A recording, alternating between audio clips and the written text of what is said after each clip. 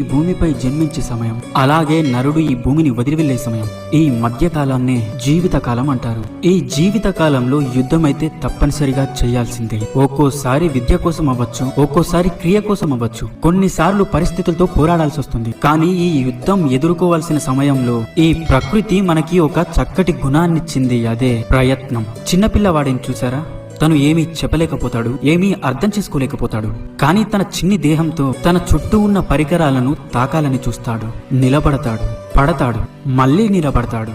ఆఖరికి తన కాళ్ళపై నడవటం నేర్చుకుని తీరుతాడు. ఎందుకంటే తను తన మనోధైర్యాన్ని కోల్పోలేదు. జీవితంలో యుద్ధ క్షేత్రాలు చాలా వస్తాయి. కొన్నిసార్లు ఓటమికి ఎదురు వెళ్లాల్సి వస్తుంది. కానీ ఓడేది ఎవరు అంటే ఎవరైతే మనోధైర్యాన్ని కోల్పోతారో. యుద్ధ భూమిలో దిగే ముందు తమ మనసుతో యుద్ధం చెయ్యాలి అని. రణరంగంలో ఓడేవారికి మళ్ళీ అవకాశాలు వస్తాయి, కానీ మనోధైర్యం లేక ఓడిన వారికి రావు.